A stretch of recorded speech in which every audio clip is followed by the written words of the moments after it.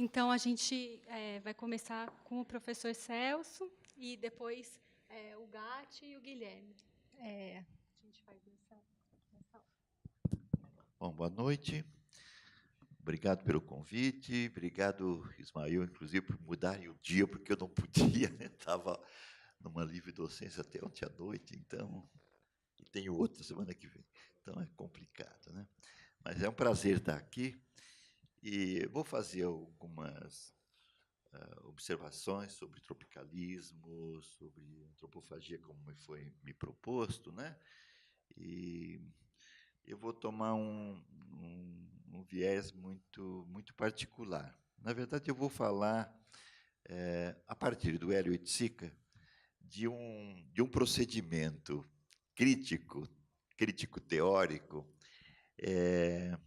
na verdade, na verdade, uma mobilização de interpretação que ele propõe e que eu acho que tem a ver com tudo que a gente fala de tropicalismo, seja particularmente na música popular, mas nessa extensão maior de tropicalismo desses anos 60, dos anos 67, 68, né?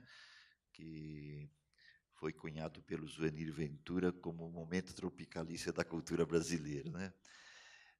Eu vou me referir particularmente a esse procedimento que o Hélio Oiticica chamou de ambivalência, e que eu tinha usado também exatamente, que era fundamental no livro que eu escrevi sobre tropicalismo tanto tempo atrás, não é? Embora a gente esteja aqui perante pessoas que conhecem bem o período, eu sei que eu estou falando também para alunos e que podem não estar sabendo muito bem de que tempo é esse que nós estamos falando. Fala-se hoje em comemorar 50 anos de tropicalismo, por uma razão muito simples. O ano de 67 foi um ano absolutamente notável. Quer dizer, é muito difícil encontrar na cultura brasileira, na produção cultural e artística brasileira, um ano que tenha sido tão notável como o ano 67.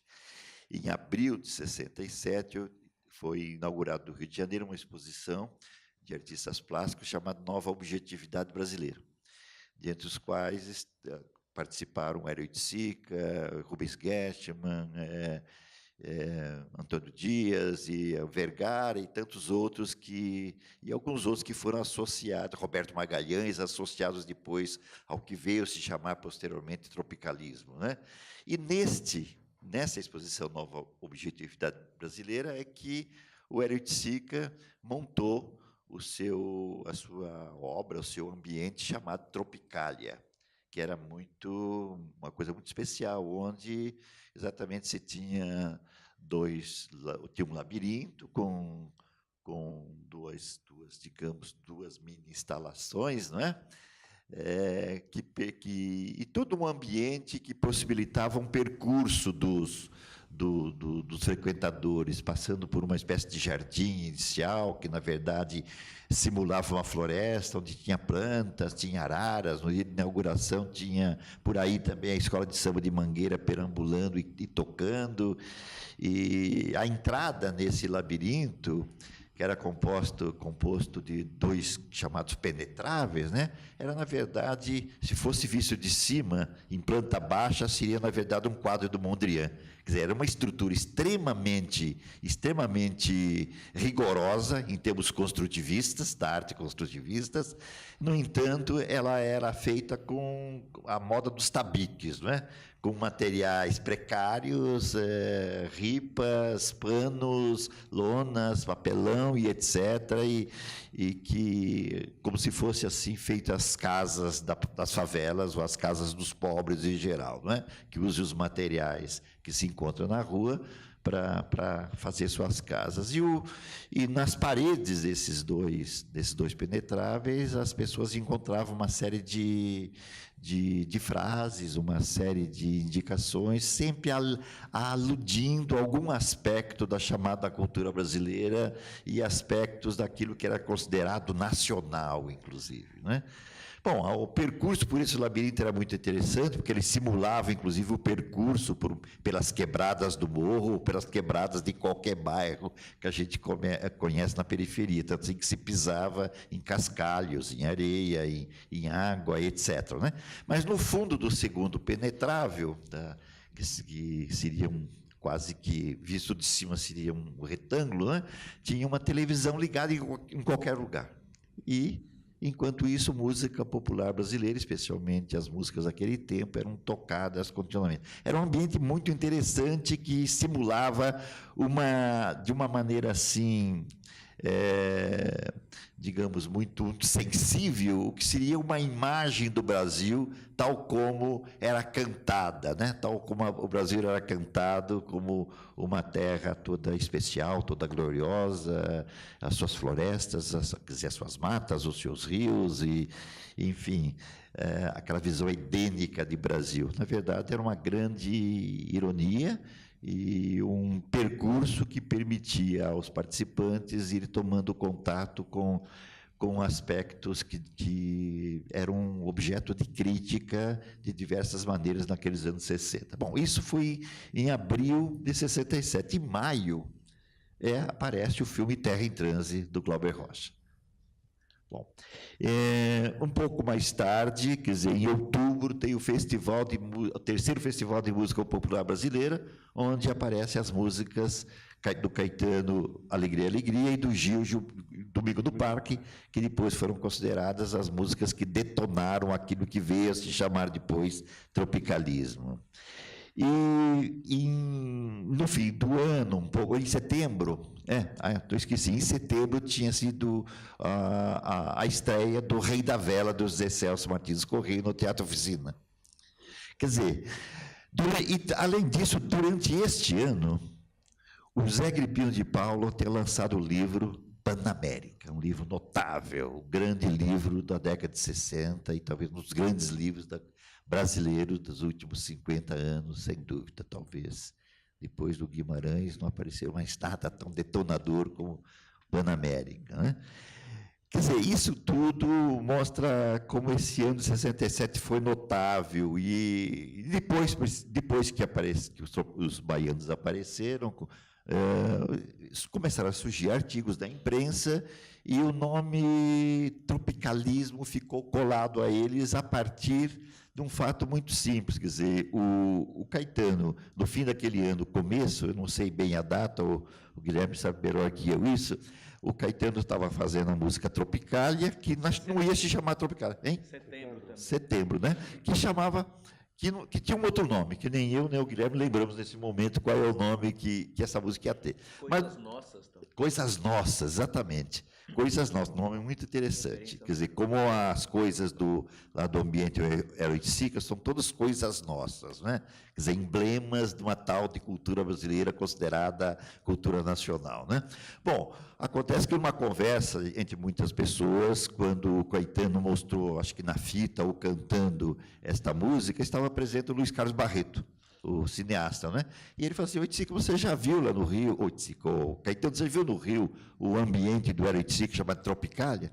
Aquilo que acontece nessa sua música é exatamente o que acontece no ambiente do Oiticica. Quer dizer, se você percorrer o ambiente do Oiticica, você vai conhecer aquilo que depois na música do Gil e do Torquato chamaram relíquias do Brasil, você vai conhecer as relíquias do Brasil, isto é, esses estereótipos de cultura brasileira erigidos em identificação de nacionalidade.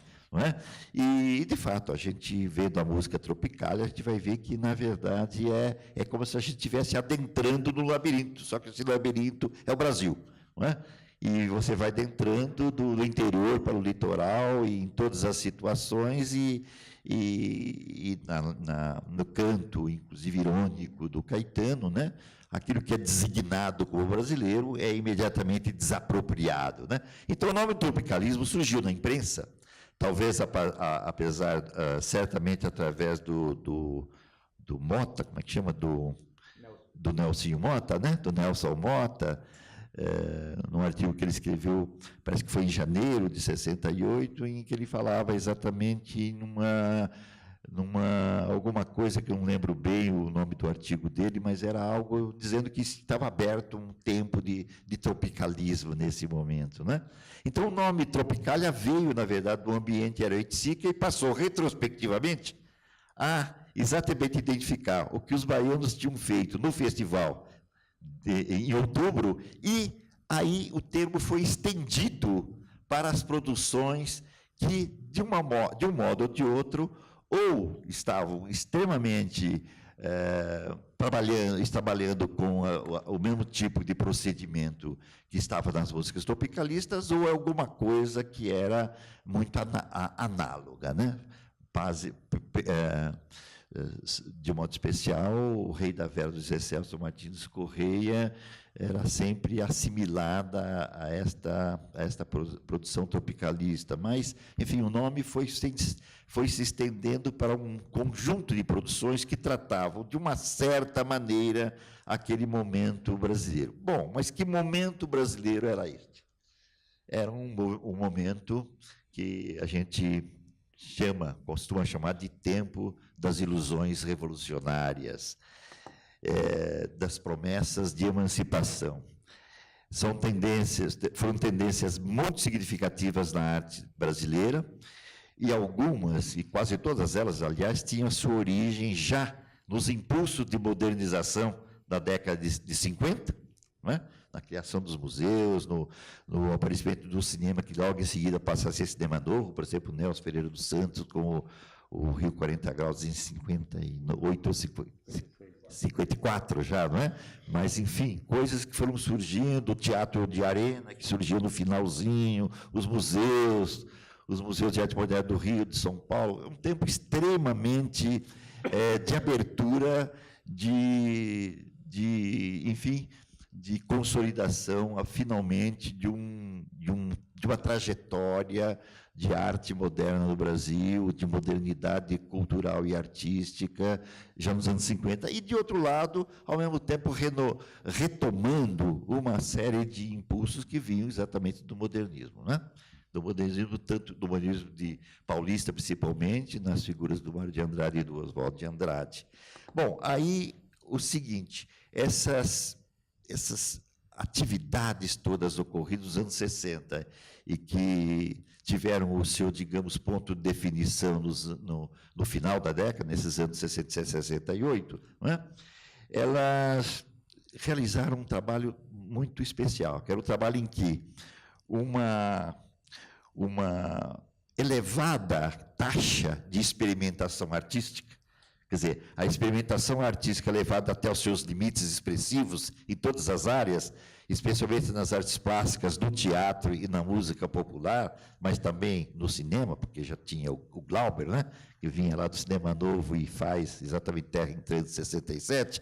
Quer dizer, esses limites expressivos da experimentação artística se compuseram de maneira muito especial com a necessidade não apenas de falar do Brasil, mas fazer a crítica dos discursos que até então eram um discurso que entronizavam uma certa imagem do Brasil. É o tema do nacionalismo, que vinha se configurando nas artes desde o modernismo, né?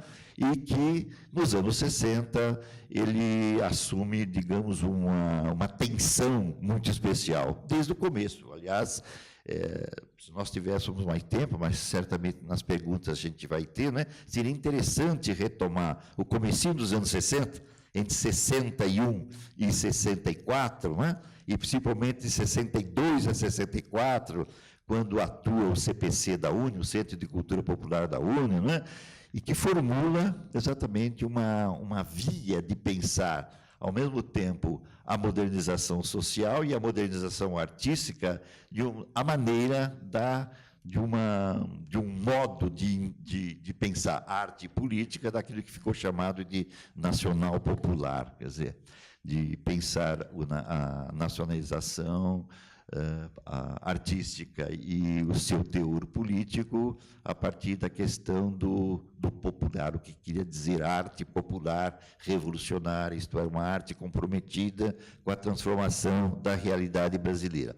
Bom, o que surge já no começo dos anos 60 e vai sofrendo transformações é exatamente isto, a maneira de articular arte de vanguarda, isto é, experimentação artística levada a seus limites, em todas as artes, e significação política. Que significação política era essa? A necessidade, exatamente, de falar e tratar, criticar o que se chamava, na ocasião, realidade brasileira. Era um compósito de indeterminação social, política, que remetia a uma má formação, isto é, a uma inconsistência de formação que vinha desde a colônia e que teria resultado em independência política, independência econômica, em, digamos, expressões culturais populares desprezadas, e a proposição, logo nos anos 60, principalmente na segunda parte dos anos 60, de uma cultura de consumo que cada vez mais vai ser importante.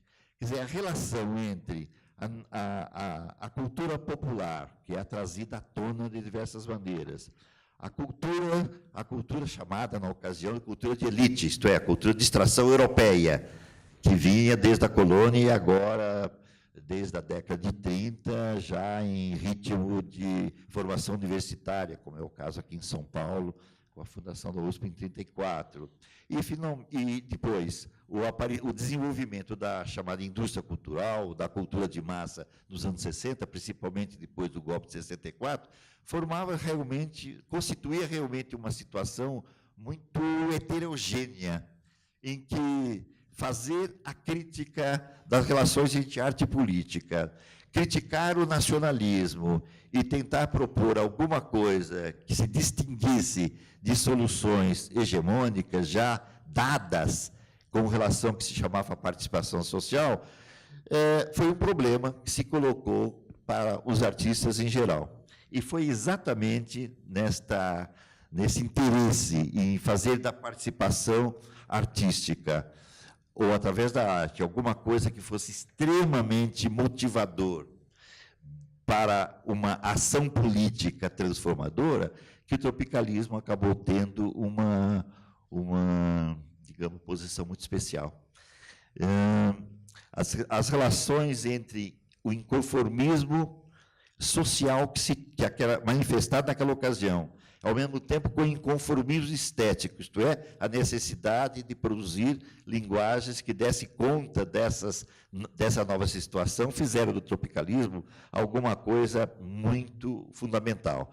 Ora, o que era o básico desta atividade tropicalista, seja dos músicos, fosse aquela que aconteceu no teatro, depois no cinema, simultaneamente do cinema e nas artes plásticas. Bom, era dar conta de uma heterogeneidade de fatos e de discursos que circulavam, seja montando uma maneira muito, digamos, um discurso que pretendia mobilizar diretamente, eu não digo as massas, mobilizar diretamente aqueles que estavam articulados a esses discursos artísticos e culturais para a necessidade de transformar a chamada realidade brasileira, sejam os discursos, como foram os discursos tropicalistas, que pretendiam pôr em dúvida essa possibilidade de fazer dos discursos de denúncia e exortação à ação discursos que teriam como discursos eficazes para a transformação ou visando a conscientização, digamos. Muito bem, é nesse ambiente de discussões variadas que o Eloy Sica, ao tentar exatamente pensar qual seria o discurso nas artes, isto é, o discurso, quer dizer, a forma artística, e ao mesmo tempo os discursos críticos, que dariam conta desta heterogeneidade da época. ele diz que as estratégias que visavam compor um trabalho, ao mesmo tempo de resistência à ditadura implantada em 64, e, ao mesmo tempo, dar uma resposta às ambiguidades dos problemas de participação social, eram marcados por o que ele chamava de jogo com as ambivalências. O que era esse jogo com as ambivalências? Ele resultava da justaposição de materiais culturais e artísticos de proveniência diversa, isto é, do sincretismo cultural brasileiro e das informações que vinham pelas vanguardas, de modo a compor, digamos, formas artísticas, obras artísticas que tratassem das polarizações, por exemplo, entre esquerda e direita, entre vanguarda e mercado, entre comunicação e vanguarda, enfim, todas essas polarizações, tratar como alguma coisa que não tinha uma determinação muito concreta, isto é, alguma coisa que produzia um fato que remetia à antropofagia do Oswald de Andrade, que era o seguinte: o fato de que, ao mesmo tempo, uma posição que afirmava, digamos, o nacionalismo e uma posição que a criticava, podiam conviver simultaneamente. Há no manifesto de Oswald de Andrade, Pau-Brasil, um fragmento que é muito explícito desta ambivalência.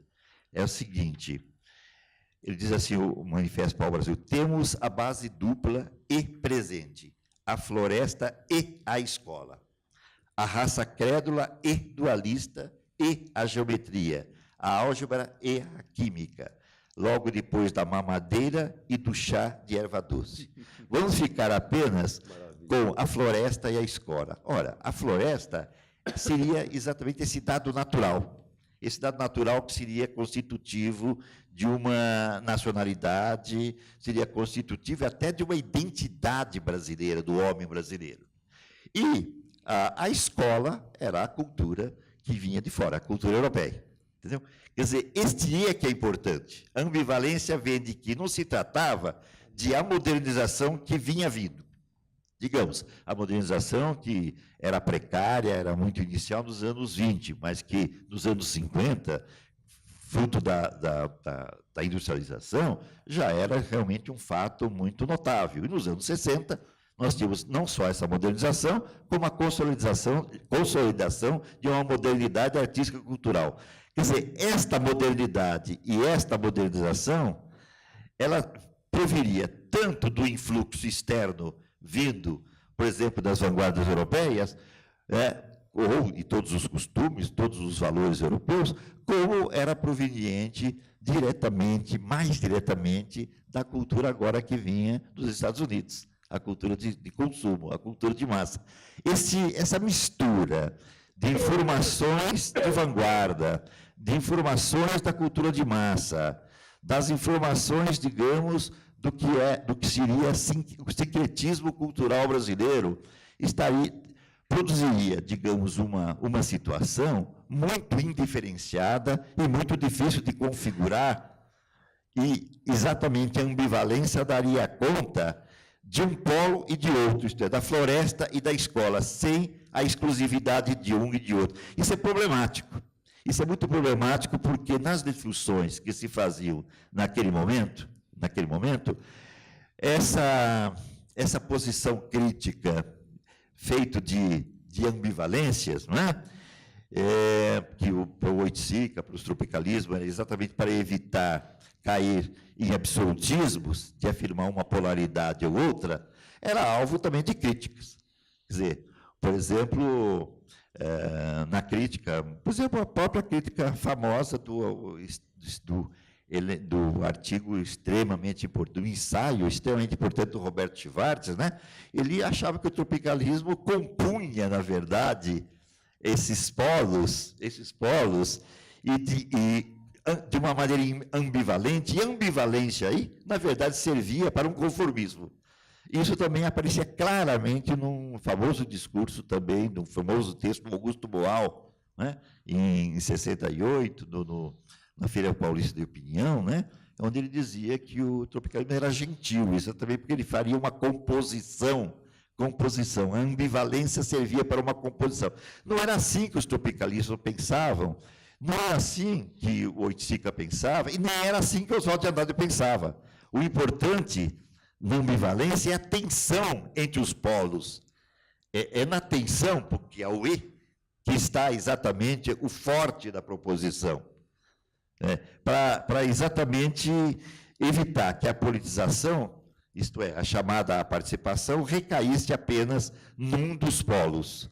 E, portanto, ou então, que se fizesse a utopia de que era possível, naquele momento brasileiro, produzir uma superação daquilo que era chamado arcaico em termos culturais e moderno em termos culturais, daquilo que era chamado arcaico em política e moderno em termos de política, do que era chamado arcaico ou antigo, digamos, ou qualquer outra coisa em termos artísticos, e o que era vanguarda em termos artísticos, né? O tropicalismo, junto com já trazendo as lições de Oswaldo de Andrade, o tropicalismo musical, o José Celso Martins Correia, o tropicalismo, digamos, dos artistas plásticos, pensava que, na verdade, que o fundamental era a devoração que um dos polos fazia do outro, e que nenhum dos polos absolutamente eliminava o outro. Quer dizer, se a técnica moderna produzia a devoração dos primitivismos, isto é, da nossa cultura chamada arcaica, né, na verdade, essa cultura não desaparecia na devoração, ela permanecia como um dado da cultura. O Ismael fez um estudo fantástico desta antropofagia, quando ele faz a análise do Macunaíma, do Joaquim Pedro, né? E, se eu não entendi bem, apesar de você não falar na ambivalência, né, eu acho que você deixa bem claro que, quando o herói, depois passar pelo influxo da cultura moderna, quando ele vai para a cidade e ele volta, na verdade, ele volta para o mato e nada encontra mais, porque nada mais subsiste, porque foi transformado, e ao se precipitar exatamente e morrer, né, ele exatamente vai mostrar que não há resolução desse conflito. Esse conflito não tem resolução. E a não resolução desse conflito aparecia numa maneira muito especial de tratar o Brasil, de fazer uma alegoria do Brasil. Isto é, o Brasil não é este que existe, é essa heterogeneidade que não se resolve, que é indeterminado. Mas o tensionamento dessas diferenças e dessas polarizações é que pode produzir alguma coisa. Quer dizer, o que se alegoriza é um possível que não é determinado, e não um possível cuja forma está dada a priori. Era a discussão que os tropicalistas faziam com certa arte participante que propunha um depois que viria revolucionariamente. E os tropicalistas diziam que essa linguagem, essa linguagem sim estava sendo consumida, isto é, ela estava sendo devorada sem que a devoração produzisse um resíduo, produzisse uma força, digamos. Então, ao insistir nisto, o tropicalismo, apesar da distância histórica mantida com a antropofagia de Oswaldo de Andrade, ele fazia da devoração um princípio fundamental. Quer dizer, o material com que lidava Oswaldo de Andrade era um material mais etnográfico, etnológico, e com uma certa antropologia. O material do tropicalista é um material moderno e ultramoderno. Quer dizer, seja esse material propriamente artístico da vanguarda, seja o material moderno, que são os materiais da cultura de consumo. Quer dizer, a devoração é mútua, é a devoração das linguagens e a devoração dos materiais. Essa devoração é que ocorre. Então, se no Oswaldo de Andrade havia uma distância entre o material, que era, digamos, os materiais que identificariam uma nacionalidade brasileira ou uma identidade brasileira, que para Oswaldo de Andrade devia ser submetida à técnica moderna, tanto artística como industrial, no tropicalismo já há uma adequação. O material é moderno e a linguagem também é moderna. E a devoração mútua desses dois elementos produz, quer dizer, a devoração desta linguagem tropicalista, da linguagem antiga, da linguagem anterior, a linguagem da participação anterior, é que era, digamos, produtora de uma alegoria do Brasil. Bom, essas ideias fazem do que o Oiticica chamou de jogo com a ambivalência uma coisa muito interessante, por uma razão muito simples. Parece que tudo aquilo que se passava nos anos 60, em termos de cultura, de política e de arte, estaria submetido a um processo de transformação dialético. E o tropicalismo, nesse sentido, não é dialético. A ambivalência, de certa forma, nega a dialética. Mas, nem por isso, ela é imobilista. Por quê? Porque ela coloca a força na tensão e não na superação. Esse é um fato que distinguiu a produção tropicalista da produção que vinha sendo feita. Por exemplo, na música que se fazia, que aparecia nos festivais ou não, e que foi cunhada como música de protesto, nós tínhamos coisas admiráveis. Por exemplo, o Ponteio do Lobo, a música do Vandré, o Caminhando do Vandré, tantas músicas que apareciam nos festivais, fossem totalmente ligadas, continuidade da tradição lírica brasileira, fossem músicas já que articulavam a denúncia e a exortação à ação, elas cantavam um dia que haveria de vir, o dia que virá. Quer dizer, havia uma utopia de que nós estávamos próximos a alguma coisa. E, portanto, havia era um discurso fincado na esperança. O tropicalismo é um discurso, não vou dizer que é da desesperança, mas da inocuidade que era inócua essa esperança. E que antes de se formular essa esperança, era preciso uma outra coisa: expor a análise, isto é, e essa análise seria feita pela técnica moderna, análise pelas máquinas, né? A análise à luz do ultramoderno vanguardista, né? A exposição das relíquias do Brasil, né? Por exemplo, lá na Geleia Geral, né? No discurso do Gil, num certo momento aparece Formiplaque e Céu de Anil. É igual a floresta e a escola, né? A Formiplaque é a placa que foi feita aqui em São Bernardo de Campos, que estava sendo revestido todos os móveis. E o Céu de Anil era a natureza edênica brasileira e seria, inclusive, na bandeira nacional, etc., remetia à bandeira nacional, etc. Não é? Quer dizer, essa oposição não podia ser eliminada, não podia ser superada. Era preciso produzir, artisticamente, uma reflexão, certo? Sobre essa heterogeneidade, sobre essas polarizações e sobre esta ambivalência. Esta reflexão é o tom marcante de toda a produção chamada tropicalista. Isto é, pôr a distância reflexiva, né, através da música, através do teatro, do cinema, das artes plásticas, essas relíquias do Brasil, aquilo que era chamado de nacional, pôr também a distância crítica, os discursos que tentavam, baseado nessa ideia de nacional, formular um futuro, né, e mostrar que esses discursos, na verdade, todos se anulavam, né, e que abria-se simplesmente a possibilidade de uma outra coisa. A outra coisa não era formulada como, por exemplo, não teria uma forma definida, mas a outra coisa seria aquilo que haveria de vir, de uma forma ou de outra, e que estaria vindo na crítica, simplesmente. Obrigada.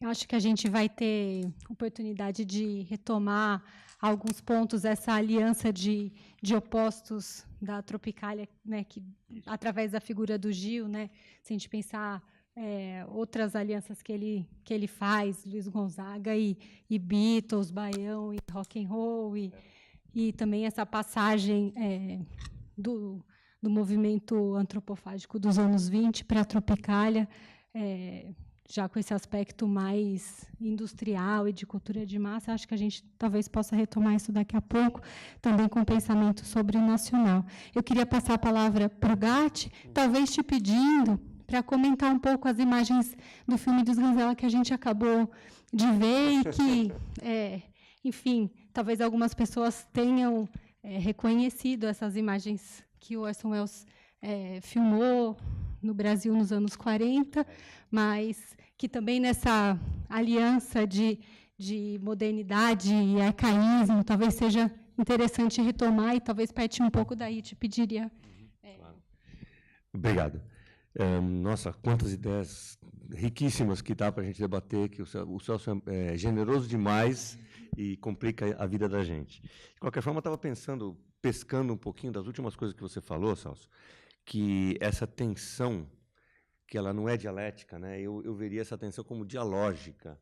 As partes se mantêm, né? De uma certa forma. É como se os tropicalistas tivessem a maior parte das representações de São Jorge, tá? Eu não sei se vocês já notaram, ele não matou, ele está naquele ato de talvez matar o dragão, né? O dragão ele é mantido naquele ponto, assim, entre a vida e a morte, aquele momento hic et nunc, o momento do aqui e do agora, né? E eu acho que muito do movimento tropicalista, é claro, há manifestações que são associadas ao tropicalismo, como por exemplo, Terra em Transe, né?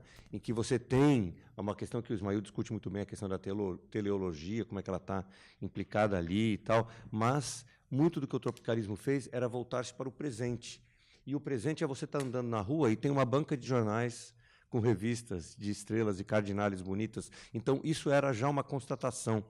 E o tropicalismo ele tem uma veia, que eu acho que também está em Oswald, que é essa questão da antropofagia, que é você não ter medo do que vem de fora.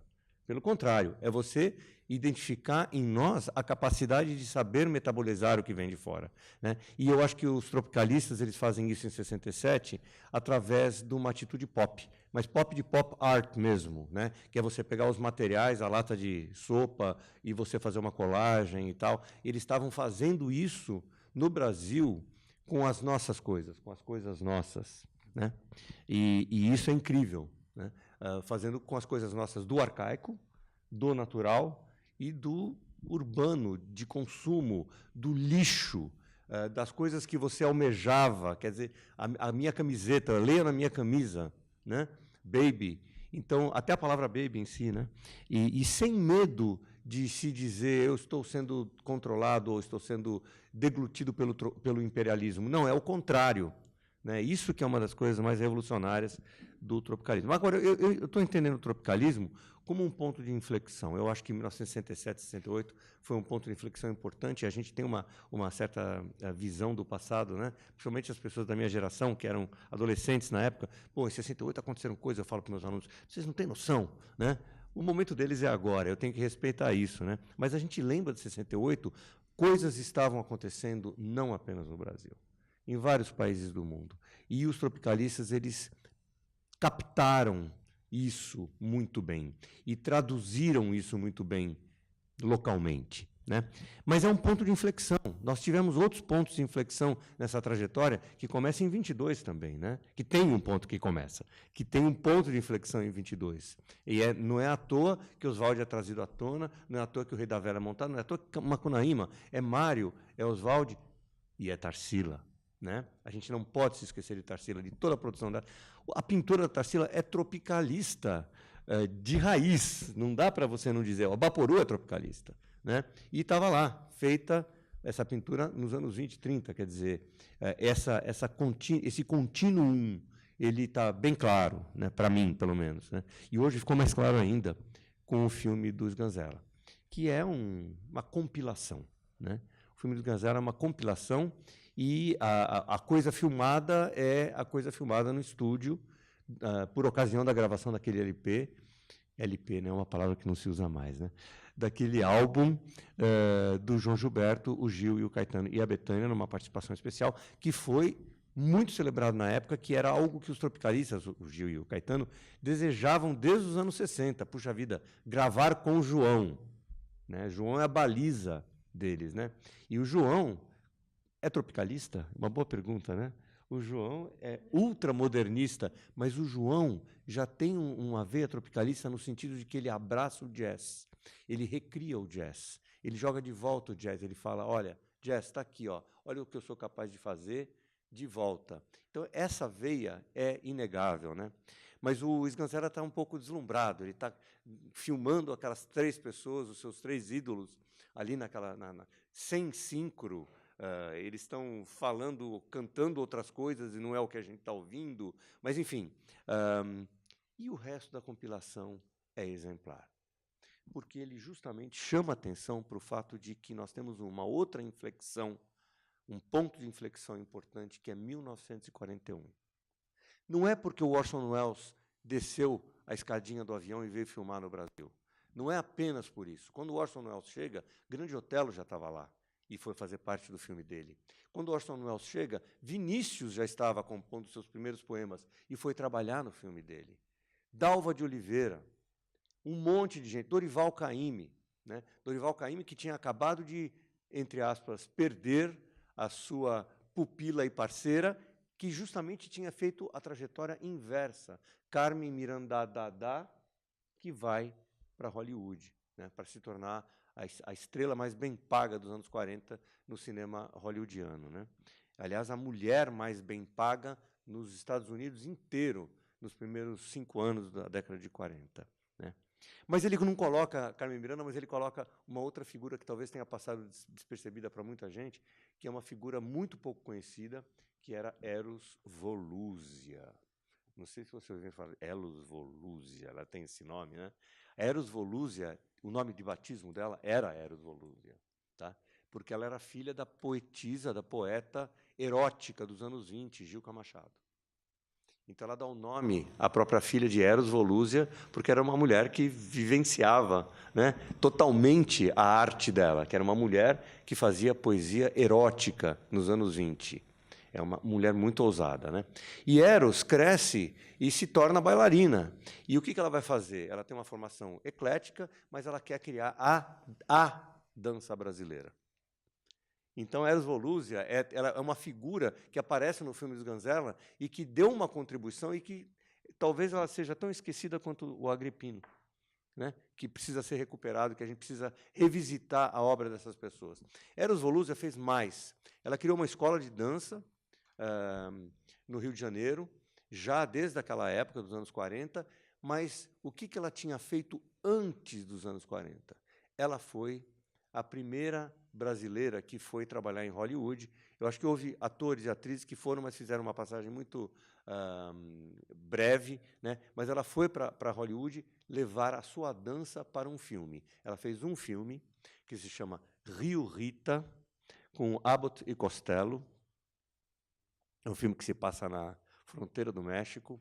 E, olha, eu vou contar para vocês, eu vi a cena em que ela faz antes de Carmen, antes da O Que É Que a Baiana Tem, antes de Carmen ir para o Schubert Theater em Nova York, ela vai dançar e a coreografia dela é assim. Quando eu vi isso no filme, eu falei, caramba, tem uma coisa que vem antes da própria Carmen, né? Um estilo, uma coreografia, uma maneira de interpretar os gestos do samba, né? Até no movimento dos braços, que ficaram o movimento dos braços que ficou tão caracterizado como sendo uma coisa da própria Carmen, né? Então, a Eros Volusia está ali, o Sganzerla coloca aí, não é nada gratuito, né? Agora, existe também, nesse enredar momentos que o filme do Sganzerla faz, e ele está trazendo a figura do Orson Welles. Eu não sei se vocês sabem, o filme que o Orson Welles teria feito no Brasil, Tudo é Verdade, ficou perdido durante décadas, né? Ele foi recuperado por acaso, uma parte dele, porque uma boa parte ficou perdida para sempre, jogaram no Oceano Pacífico. Nunca foi finalizado? Não, nunca tinha sido finalizado. O próprio Orson nunca tinha visto imagens do próprio filme, né? O Orson Welles conta essa história. A pesquisadora Catherine Benamou fez um trabalho impressionante a respeito da... A pesquisadora Catherine Benamou, que defendeu sua tese de doutorado na Universidade de Nova York sobre esse filme, veio ao Brasil pela última vez que ela veio, foi há 2 anos atrás, no encontro da Socini em Campinas, e ela passou por Florianópolis. Nós a levamos para a Universidade Federal de Santa Catarina, e lá ela mostrou mais materiais incríveis não se pesquisou tudo o que o Orson Welles fez no Brasil até hoje. A versão que a gente tem do filme Tudo é Verdade, que a Catherine Benamou, além de pesquisadora, ajudou a produzir o filme, a versão que a gente tem não está incluindo muita coisa que ainda está para ser levantada, catalogada. Fotos incríveis. Ela trouxe fotos incríveis do Ceará, do Brasil, de 1941, 42, que ninguém suspeitava que estão lá depositadas essas fotos e esses filmes coloridos. O Sganzella, inclusive, teve acesso a alguns filmes em cor, em que ele colocou no filme dele Nem Tudo é Verdade, né? Que ele queria recuperar o filme do Orson Welles e ele não conseguiu. Foi uma grande frustração da carreira dele. Então, ele fez um Nem Tudo é Verdade, uma espécie de versão apócrifa do filme do Orson Welles, que depois seria recuperado nos anos 90. E ele coloca uns trechos coloridos que não estão incluídos na versão final do Tudo é Verdade, né? Que são cenas do Rio de Janeiro, que o Orson Welles filmou, coloridas, de ruas, pessoas passando, tudo mais. Não há, esse material não existe no Brasil. Quer dizer, existe porque o Orson Welles filmou, né? Então, o Orson Welles, na verdade, não é o cara de fora que vem, o colonizador demiurgo que vem para o Brasil fazer o seu trabalho e tudo mais. Não, ele foi um articulador desse ponto de inflexão que foi em 1941. Mas eu queria falar outra coisa em 1941, e vocês vão me perdoar, mas está me cutucando. É que em 1941 começa, organizadamente, uma coisa que terminou sábado passado. Acho que vocês estão sabendo do que eu estou falando. O que aqueles jangadeiros foram fazer? Vocês sabem a história do filme do Orson Welles. Orson Welles estava vindo para o Brasil para fazer um filme.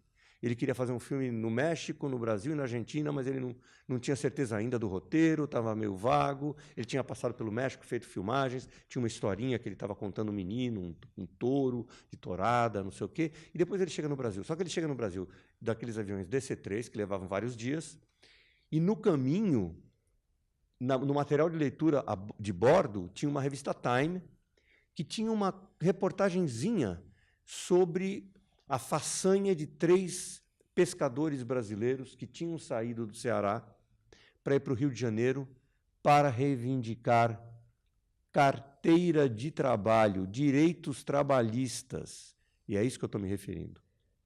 Em 1941. Eles queriam que os pescadores também tivessem acesso à justiça do trabalho, aos direitos trabalhistas que o Getúlio, por bem ou por mal, por conquista ou por outorga, estava concedendo para os trabalhadores brasileiros. E o Orson Welles, quando leu essa reportagem, falou, não, está aí uma parte do meu filme. Só que ele chegou no Rio de Janeiro na semana do Carnaval. Então, o filme dele ficou com vários subroteiros, porque era impossível negar aquela coisa que ele estava presenciando, aquilo que ele estava vendo na rua, e ele começa a filmar, manda essa história é conhecida, né? Manda esse material para a RKO, né, os negativos para a RKO, e recebe, no meio das filmagens, estava organizando a produção, contando com Vinícius, com o Grande Otelo, com muita gente, Dorival Caymmi, e ele recebe um telegrama da RKO dizendo assim, material não serve, negros demais. O cara estava filmando as ruas do Rio de Janeiro no Carnaval. Negros demais, né?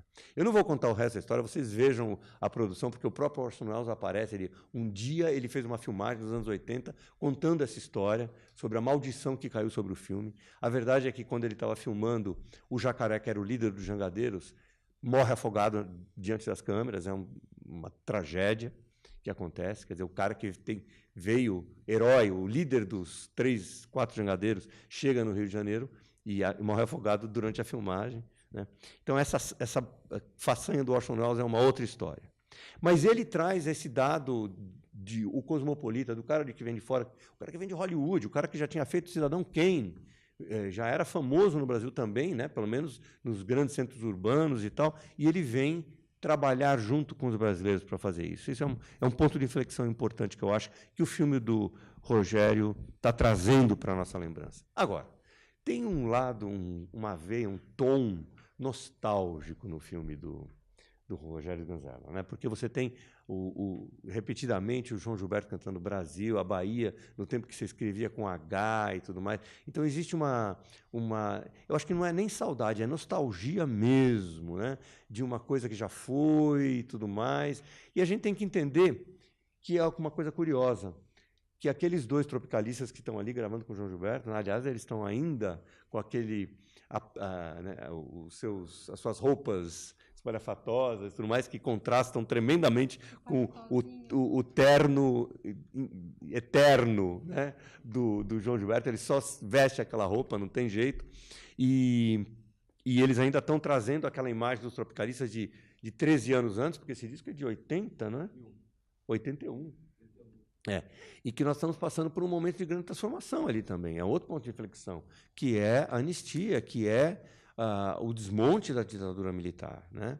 E a gente não pode se esquecer que o tropicalismo tinha eclodido num momento do golpe dentro do golpe, não é?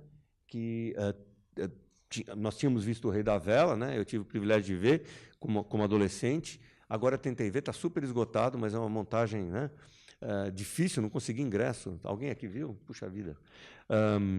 Mas em seguida o Oficina vai montar Galileu Galilei. E eu nunca me esqueço, eu fui ver Galileu Galilei com a minha mãe e com a minha tia. A peça começava com dois andaimes, e pelo menos a noite que eu fui foi assim, viu, gente? E os atores já vestindo as roupas dos personagens, puxando fumo, né? Nos dois lados do teatro. Quer dizer, se eles estavam puxando fumo ou não, ou estavam claramente fumando algo que deveria ser teatralmente maconha, né? Então, e a minha mãe e minha tia olharam e falaram assim, o que está acontecendo aqui, né? Que foi estrear justamente na noite de 13 de dezembro de 1968, que é o momento em que o golpe dentro do golpe, o AI-5, já não deixa dúvidas para ninguém. Como muita gente, desde o ano passado, ainda fala assim, não, a gente não foi golpe, viu? Não foi golpe. Não, a Dilma saiu para pedaladas, não sei o quê, não foi golpe, né? E o banho de água fria de muita gente da classe média durante a ditadura militar foi dado justamente na promulgação do AI-5. Eu nunca me esqueço, porque eu estava voltando do cursinho com duas amigas e tinha uma barreira policial, era à noite, e o rádio estava ligado. Então, a minha amiga que tinha o carro era uma Vemaguete. Ela foi dirigindo devagar, assim, né, porque tinha uma barreira com o exército ali na República do Líbano, e a gente ouvindo o ato institucional número 5 no rádio. E aí, quando ela parou o carro, as duas se voltaram para mim e falaram assim, então é ditadura? Eu falei, mas claro que é ditadura, né? Que é aquele retardamento para você se dar conta do que estava acontecendo. Mas, enfim, me fiz uma digressão, eu acho que o Guilherme vai ter coisas mais interessantes e mais amarradas para falar, mas, realmente, esse ponto de inflexão do tropicalismo, que coincide com esse recrudescimento da ditadura militar e que vai ter consequências trágicas para os tropicalistas também, a gente não pode se esquecer disso, né? É um momento de grande sincronicidade, não só das artes plásticas, das artes performáticas, porque o que o Hélio Oiticica faz, né? É aquilo que hoje a gente chama de performance, que não é nem teatro, nem arte plástica, nem instalação, né? Que tem a participação do público, isso é muito importante. Não nos esqueçamos também da presença do Living Theatre no Brasil, fazendo trabalho em conjunto com a Oficina. Não nos esqueçamos de Graças Senhor, que é uma montagem que a Oficina faz, que é muito interessante, muito importante, em 1971, não é?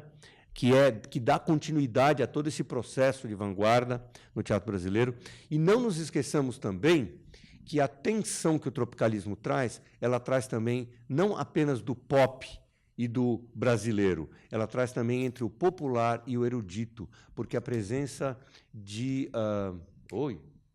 não é o Décio Pinhatari, é o maestro Rogério Duprat, é importantíssima, importantíssima. E tem gente que fala assim, o Rogério Duprat foi o George Martin dos tropicalistas. Não, que isso? É uma coisa muito mais avançada, é uma coisa muito importante. Eles não só aprenderam com o Rogério Duprat, como o Rogério Duprat aprendeu com eles e criaram aquilo que a gente conhece, né? Alegria, Alegria foi lindo, mas Domingo no Parque foi um impacto tremendo. Não apenas para as pessoas que curtiam música popular, mas para as pessoas que conheciam música erudita, né? Ali estava uma tensão, um diálogo muito fecundo que estava ocorrendo ali e que viria a acontecer no disco Tropicália, né?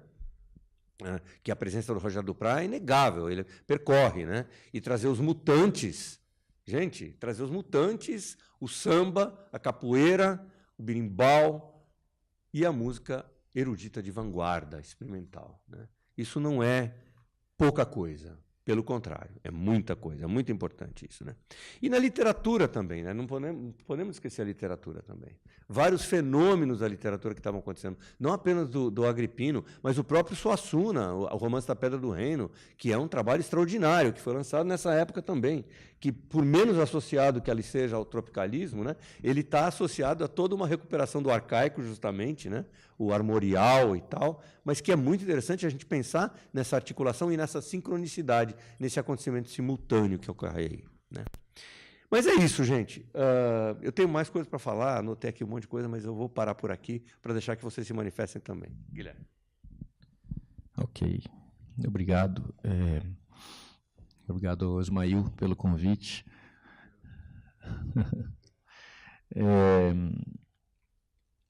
De fato, são muitos assuntos que dá vontade da gente falar aqui, e muitos caminhos possíveis. Eu, vendo o filme, tive uma outra ideia sobre... Não tinha, assim, né? Não tá, assim, alguns apontamentos meio desorganizados, mas agora, com o filme, eu pensei numa porta de entrada diferente da que eu tinha pensado. Em 1981, justamente, como o Gatti estava situando agora aqui, é um momento único, né? Onde justamente os tropicalistas se reúnem ao mestre, ao João, para gravar esse disco Brasil. E isso soa como uma espécie de desejo recalcado que foi possível naquele momento, já praticamente 10 anos depois da volta do exílio. E por que isso, né? Por que eu estou acentuando esse aspecto? Porque justamente o tropicalismo, quando aconteceu, ele funcionou como uma negação da bossa nova, explícita, né? E um tanto masoquista, como ele mesmo, Caetano, diz várias vezes no livro Verdade Tropical, né? Ele chama o tropicalismo de uma descida aos infernos, né? Um momento em que foi necessário, ele fala várias vezes nisso como um momento de grande sacrifício pessoal, porque o gosto estético, não só musical, estético em geral, deles todos, dele e do Gil sobretudo, era muito afinado com a estética da bossa nova, mas eles sabiam que eles não podiam continuar naquela direção, né?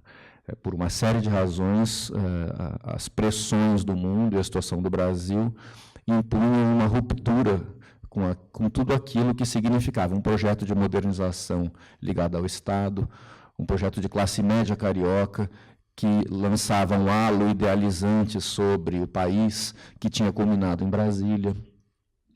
Então, havia todo ali um contexto que fazia com que não fosse mais possível dar continuidade àquele projeto artístico que, no entanto, eles amavam. Então, de alguma maneira, nesse disco, isso se dá, né? Como um comentário, assim, um momento de relaxamento de todo mundo em que essa coisa foi possível. E a gente olha e tem uma beleza enorme exatamente por isso. E aí eu me lembro aqui da canção, justamente a canção que está no Tropicália 2, já uma canção bem posterior, chamada Cinema Novo. Nessa canção, o Caetano, agora não lembro se é parceria dele com o Gil ou se é só dele, acho que é, né? Acho que a música é do Gil e a letra é do Caetano. Ele faz toda uma genealogia desses movimentos que começam na bossa nova e passam para o cinema novo, depois para os tropicalistas e depois para o cinema marginal, como um processo todo de passada de bastão, ou por continuidade ou por ruptura, né? Então, a primeira grande revolução que tá na música é a bossa nova, né? A bossa nova lançou esse Brasil moderno, mas aquele verso crucial que diz: a bossa nova passou na prova, nos salvou na dimensão da eternidade, Porém, aqui embaixo a vida, mera metade de nada, não morria nem enfrentava o problema. Ele está citando o poema do Fernando Pessoa, Ulisses, que o mito é o nada que é tudo, o mesmo sol que abre os céus é um mito brilhante e mudo, o corpo morto de Deus vivo desnudo, e vai. Né? Esse poema descreve o mito de fundação de Lisboa, porque existe esse mito de que Lisboa teria sido fundada por Ulisses, que na Odisseia, navegando pelo Mediterrâneo, teria se afastado tanto durante aqueles 10 anos, que teria chegado até lá, saído do Mediterrâneo, entrado pelo Atlântico, fundado Lisboa, por isso o nome inicial de Lisboa é Ulisibona. E depois, esse poema termina com embaixo a vida, metade de nada, morre. Então, ele cita isso nesse verso para dizer que a Bossa Nova virou mito naquele momento, nos anos 60. A Bossa Nova já tinha atingido o estatuto de mito e a realidade não casava mais com aquilo. Né? A realidade nem morria, nem enfrentava o problema, quer dizer, era outra coisa que tinha que ser feita. Então, tudo bem, a Bossa Nova passou na prova, ela está lá na dimensão da eternidade, mas eles estavam se havendo com outras questões. Aí, as questões que estavam informando realmente os músicos vinham do cinema novo. Né?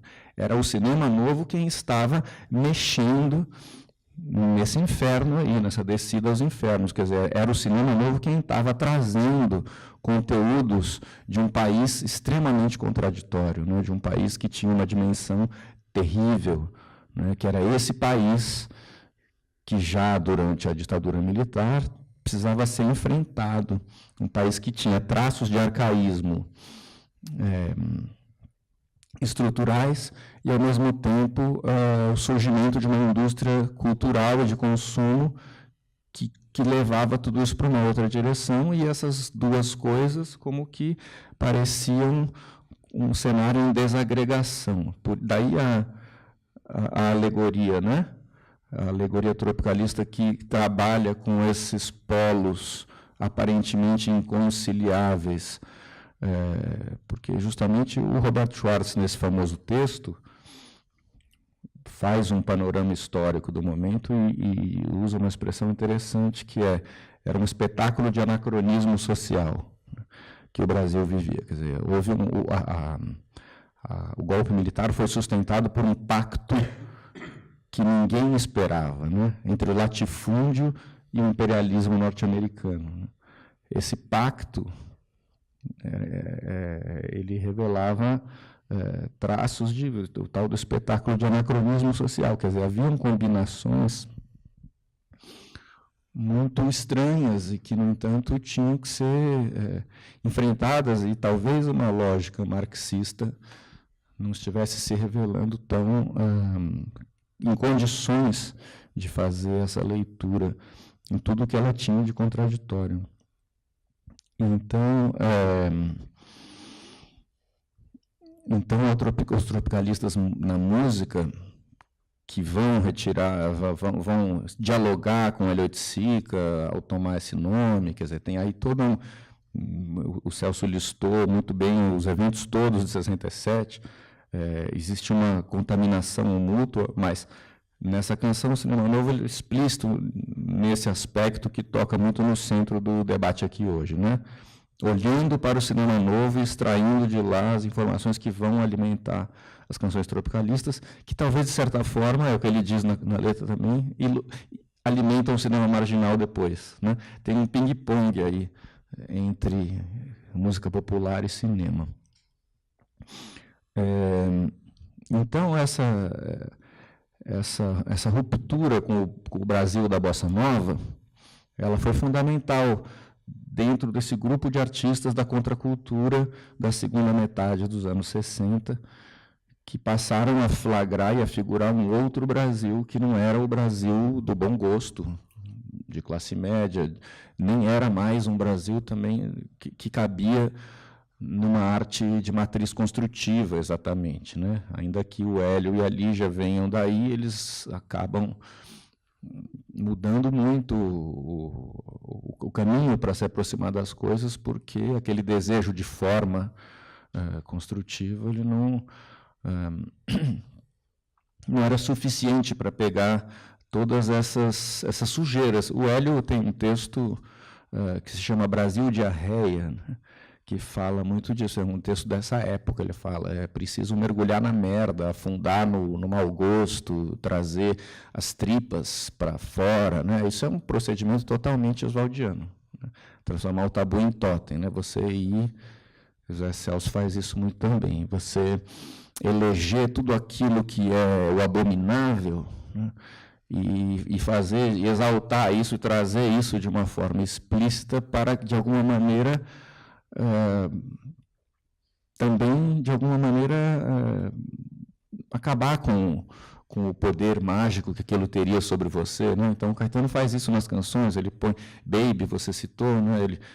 O título já é em inglês, mas dizia, era a primeira Coca-Cola da MPB. Depois ele agora se corrigiu, descobriu que tinha outra Coca-Cola, antes não lembro qual é. Mas Margarina, todos esses signos da cultura de consumo que estavam surgindo, mesmo ele fala muito, no Verdade Tropical, da palavra lanchonete, né? Ele fala, lanchonete é uma palavra que eu abominar, que eu odeio, né? Porque ela é um radical em inglês, lunch com uma terminação francesa, é um híbrido horroroso. Por isso mesmo eu pus na música, porque precisava, de alguma maneira, destabuizar tudo isso, né? E, portanto, ao trazer, fazer com que isso fosse processado. Bom, tudo isso era uma negação da triagem estética da Bossa Nova, né? E a Bossa Nova, a operação formal da Bossa Nova é essencialmente rítmica e harmônica, né? Por um filtro estético muito apurado, sobretudo do João Gilberto, as harmonias do Tom Jobim. Quer dizer, as harmonias do Jobim, com essa rítmica da batida do violão do João Gilberto, dá um componente de criação formal muito forte à Bossa Nova. O tropicalismo não tem isso, né? O tropicalismo ele justamente dá as costas a essa complexidade formal, e ele opera, que você falou da pop art mesmo, ele opera um pouco como ready-made, fazendo colagens, né? Sampleando motivos, e às vezes de um ódio necessário com a Bossa Nova. Então, Saudosismo é a grande canção disso, né? Chega de saudade, parece um disco riscado. As referências à Bossa Nova, elas ficam patinando. Ou então, Janelas Abertas, número 2, que é uma referência explícita, existe a música Janelas Abertas. Essa música cita várias canções da Bossa Nova, mas a canção Janelas Abertas, que é uma música toda solar, né? Quero as janelas abrir. Eu não sei, parece, mas eu não tenho certeza. Quero as janelas abrir para que o sol possa vir e iluminar nosso amor. Aí ele vai e faz, e ele abre as janelas para que entrem todos os insetos, né? E a música é toda em menor, né? Ela é soturna. Então, quer dizer, a herança com a Bossa Nova está sendo toda trabalhada na direção dessa negação, porque é de um outro mundo, de um outro Brasil que se trata, né? E, de alguma forma, então, como a canção Cinema Novo diz, é pelo Cinema Novo que é feita a leitura dessa mudança, dessa inflexão. E no livro Verdade Tropical, o Caetano comenta longamente um capítulo inteiro sobre Terra em Transe, em que há a famosa passagem do Paulo Martins calando a boca do sindicalista, né? Que ele fala que ali, aquela cena foi um golpe no populismo de esquerda, e sem aquilo não teria sido possível o tropicalismo, né? De certa forma, que aquilo abriu um campo de possibilidades. Eu vou falar isso e encerrar para a gente passar para a conversa, mas eu tenho a impressão que, e isso eu não conheço bem, eu li já o livro do Ismail, mas queria lançar essa ideia para a gente conversar aqui, ver se ela é correta ou não, que no Glauber parece que já, quer dizer, que essas coisas estão colocadas. O Deus e o Diabo, que é de 63, bom, o sebastianismo está sempre presente ali, mas no Deus e o Diabo tem uma perspectiva revolucionária, é o dia que virá, né? É um filme que se estrutura diante dessa dimensão, aquela cena final dele correndo, e o mar vira sertão, o sertão vira mar e tal. E Terra em Transe, 67, é um filme de carnavalização barroquizante, totalmente no espírito tropicalista, em que aquela perspectiva revolucionária foi destruída formalmente mesmo, né, como possibilidade. Então, estaria aí o salto tropicalista que permite essa conexão, essa leitura. Obrigado. Obrigada, Guilherme. Então, já vou passar o microfone para o público para fazer as perguntas. Antes, vou fazer uma questão eu mesma para lançar aí o debate, talvez também aproveitar a partir disso para pensar um pouco o momento atual. Uma questão pensando nesse aspecto, talvez, que a gente possa considerar conciliador ou federador do tropicalismo, pensando, por exemplo, a partir do filme que a gente viu, né, que enfatiza mais a passagem do que a ruptura da bossa nova para o tropicalismo, pensando na figura do Orson Welles, que é tão emblemática da passagem de um cinema clássico para um cinema moderno, e que aqui também está atuando como embaixador dessa política da boa vizinhança, junto com outra figura diplomática, que é o Zé Carioca, assim, que tem uma missão muito objetiva nesse sentido, né? No caso do Orson Welles, essa passagem aqui, que se dá numa chave do fracasso, né? de um filme jamais concluído. Então, minha questão, pensando nessas diferentes encarnações da antropofagia na cultura brasileira, né? Pensando nessa primeira vida da antropofagia dos anos 30, nesse ressurgimento mais tarde, né? Dos anos 60, e pensar no momento atual, enfim, que a gente tem a reencenação do Rei da Vela, a gente tem esse ciclo aqui agora, a gente tem um contexto de maniqueísmos aflorados, parecido com o contexto em que o tropicalismo surgiu nos anos 60. Então, enfim, queria que vocês, não sei se como uma provocação inicial, assim, talvez pensassem como entender essa aliança de opostos e o lugar do projeto nacional dentro dela. Claro que é um projeto nacional menos na chave da esperança do que o projeto do cinema novo, mas ainda tem um projeto nacional. Será que hoje é possível a gente ainda pensar, né, as possibilidades de um projeto nacional com alguma dose de conciliação e totalização, ou se isso, hoje em dia, já seria uma coisa inviável, assim, se a gente pensar nos cinemas que talvez hoje em dia sejam mais regionais do que nacionais, nas questões de gênero, de classe, de raça, que acabam tornando alguns aspectos talvez menos conciliáveis. Não sei, é uma interrogação que eu tenho e resolvi compartilhar. Talvez possa fazer parte de uma primeira rodada de questão, se alguém já tiver alguma vontade de fazer alguma questão. Não sei se alguém no público... E, a partir dessa minha provocação, não sei se algum de vocês gostaria de reagir. Acho que... Bom, frequentemente perguntam para a gente se é possível ter uma outra Tropicália.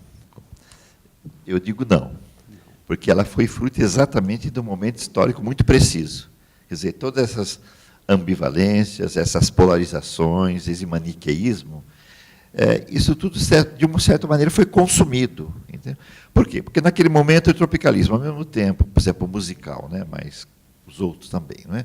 O tropicalismo ele era uma resposta a uma situação da música popular brasileira. Quer dizer, o Caetano sempre falou, bom, o nosso problema foi a questão da música popular brasileira, a questão que ele chamava de linha evolutiva, que como o Guilherme já falou, tinha esse problema com a bossa nova, esse pai, de certa forma, tinha que matar, de certa forma, não é? Mas tinha também essa questão de que a diluição da bossa nova e o uso dessa diluição para fins apenas de uma participação de denúncia e exortação, tinha feito com que a música popular perdesse o pé com relação à modernidade, e à modernização e à modernidade mesmo, né? Então, o problema principal foi esse, inicialmente, né? Segundo lugar, que esse problema não, como já foi salientado por todos nós e por você também, esse problema não apareceu sozinho na música. Ele era fruto exatamente de uma grande transformação na relação de arte e cultura, que vinha desde a década de 50. Quer dizer, o tropicalismo é um momento final dessas transformações que finalmente transformou a arte brasileira em uma arte moderna, certo? Uma arte moderna, e chegou aos limites de uma abertura que, para aquilo, qualquer que seja a concepção, do que se chama contemporâneo, não importa a palavra, né? Contanto que não se use pós-moderno, tudo bem, entendeu como é que é? Mas é uma abertura, isto é, para um depois, para todas as suas aventuras, em todas as artes. Isto é, realizar a experimentação e o experimentalismo em todas as suas possibilidades. Entende? Isso o tropicalismo conquistou. Não é? Agora, isto é uma circulação que tinha de interesses e de experimentações. Ele é fruto de uma inquietação que era política, que era social, que era cultural, que era artística. Essa inquietação não tem mais, entendeu? Essa inquietação, de certa forma, foi resolvida naquele momento, no momento que se faz a crítica das posições polarizadoras, e mostrando que elas não levavam a nada, e no momento em que a crítica tropicalista abriu para aquilo que foi o destino depois do moderno, isto é, não para a fragmentação, mas para a dispersão. Para a dispersão. Uma dispersão extremamente inventiva, criativa, que não deve nada ao experimentalismo, né? Mas que não pode mais refluir para proposições totalizadoras. É a totalização do social, do político, através da arte, que termina com o tropicalismo. Entende? E isso é impossível. Queria complementar duas coisas em relação a esse panorama que você construiu muito bem agora, que é também, nesse momento, segunda metade dos anos 60, em que ainda que foi possível, de uma maneira singular, um protagonismo da juventude universitária no debate, e a televisão num momento ainda menos dominador. Importante a televisão, porém ainda deixando espaço para certas manifestações. Mas a televisão e a indústria fonográfica souberam muito bem se aproveitar desse momento também. Porque houve uma circulação muito grande de discos, venda de discos, programas de TV. Os artistas do tropicalismo e do não tropicalismo também participavam de vários programas. A TV Record fez vários programas para mantê-los sempre no horário nobre, programas de adivinhação, programas de gincana. Foi fundamental isso. É claro. Eles assumiram isso como sendo um elemento do que se fazia, e não como algo de que tinha que se fugir. Havia aquela discussão na ocasião, se a cultura de massa podia ou não também contribuir para a transformação do país. Eles disseram, não, esse não é um problema. Quer dizer, nós estamos dentro disso, e dentro desse, por exemplo, dentro dos festivais, dentro da indústria do disco, etc., é dentro disso que alguma coisa se faz. Isso é um dos elementos que tem que ser devorados, simplesmente, e não recusados. O que nós vamos fazer com isso? Né? E exatamente o que veio depois foi isso. Quer dizer, a indústria cultural não só se desenvolveu no país e se afirmou a partir dos anos 80 totalmente, né, como ela continuou se tornando lugar de eventuação das coisas. Então, não se tratava mais de se reagir. Quer dizer, a resistência não estava na recusa do circuito. A resistência estaria no modo de, a partir da experimentação, produzir alguma coisa que resistisse à morte da tentativa de transformação de um país, de uma cultura, de uma arte, etc. Quer dizer, nós chegamos ao momento hoje que isso tudo é impossível, não porque não há desejo, é que o fervor é impossível, não há os modos mais de produzir esse fervor. É outro momento. É um efeito, não da falta de desejo das pessoas, etc. É um efeito das transformações que se operaram em todo lugar, exatamente na lógica do capitalismo avançado. É isso. Naquele tempo, nós tínhamos contra o que nos opor. e contra ao que resistir. Agora é impossível. Tem que se criar outras coisas, outros bolsões de ar, outras frestas. Aí é que está a ação.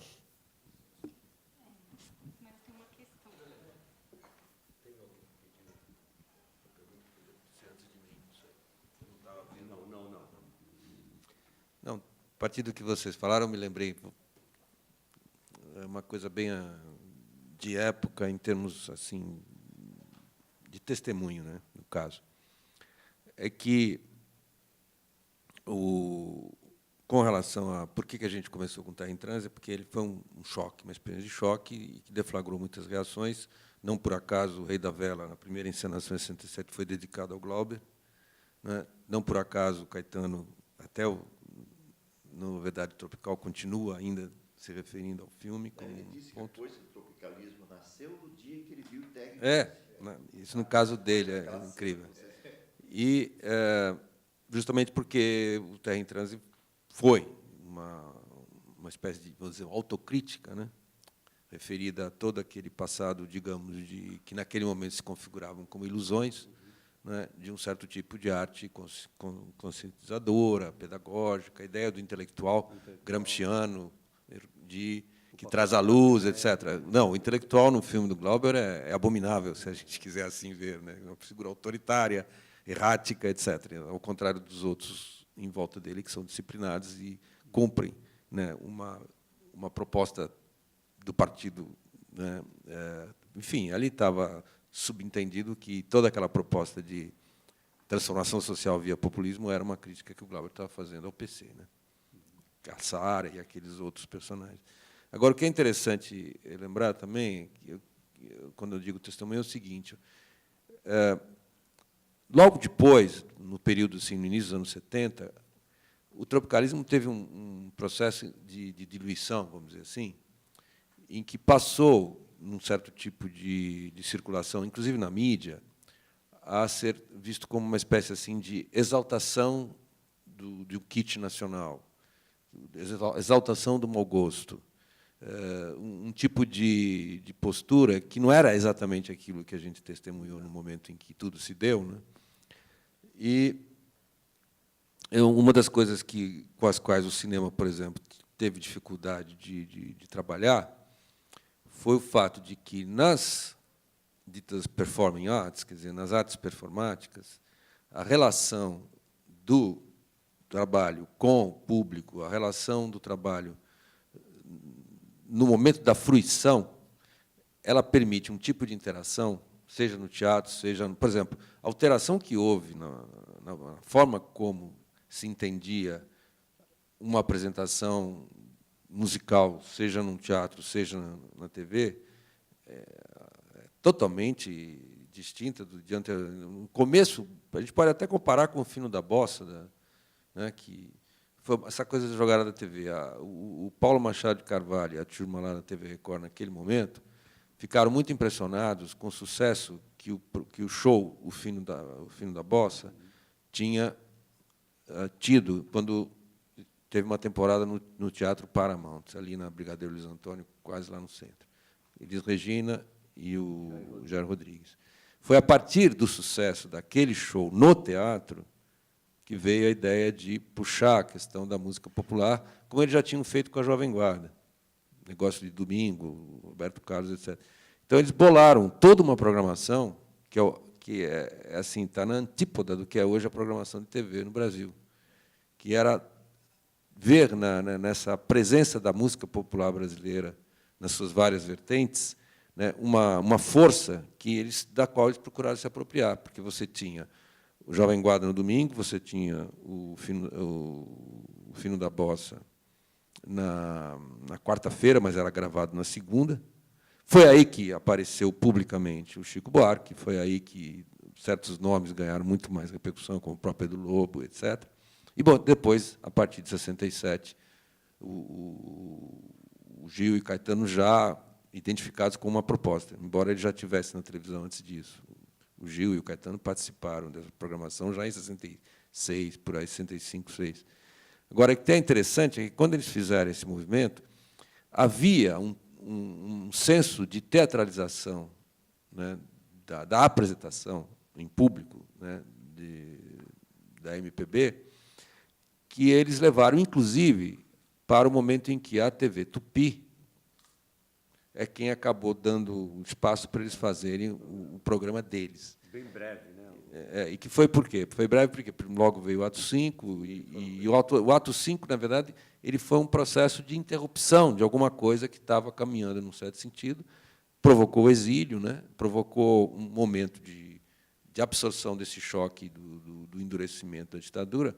Mas o que é interessante, eu me lembro muito bem do primeiro show, que veio o Caetano sentado, com violão, como se fosse o João Gilberto, cortina totalmente fechada atrás dele. Vocês viram esse show? O primeiro programa? Primeiro programa na TV Tupi. Você viu? Divino Maravilhoso, né? É, o Divino Maravilhoso, que já partia da música que o Caetano tinha apresentado já no festival do ano seguinte, né? Com a Gal cantando. Ele sozinho, no estilo bem João Gilberto, com violão e tocando a versão nova do Chega de Saudade, né? Qual era o título dessa música? Saudosismo. E é interessante que ele canta até aquele momento em que ele fala eu, você, aprendemos com João, etc. Aí, de repente, começa a entrar a guitarra dos Mutantes, começa a entrar todo um volume, uma massa sonora impressionante, e abre a cortina e está todo o grupo lá atrás, né? E aí eles fazem o show deles, né? E dá esse salto do João Gilberto para aquilo que estava acontecendo a partir de 67, e você lembrou bem o Rogério Duprat, né? Que era uma pessoa que, com toda a erudição musical, etc., era uma pessoa que respeitava muito os Beatles, né? E não é à toa que não sei de quem foi a ideia, mas o disco Tropical é uma versão do Sgt. Peppers na estrutura, né?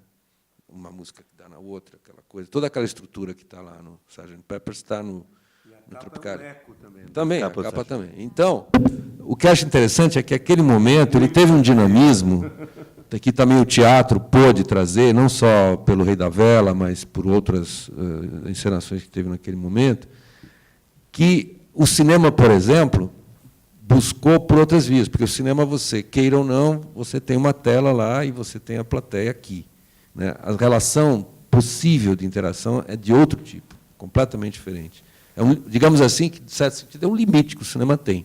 Você não pode fazer que nem o artista plástico fala, vamos sair do plano e vamos passar para, né, a interação, quer dizer, o Hélio Siga vai e faz o parangolé. Quer dizer, você tem um movimento da famosa, que eles próprios chamavam assim, a saída do plano, né?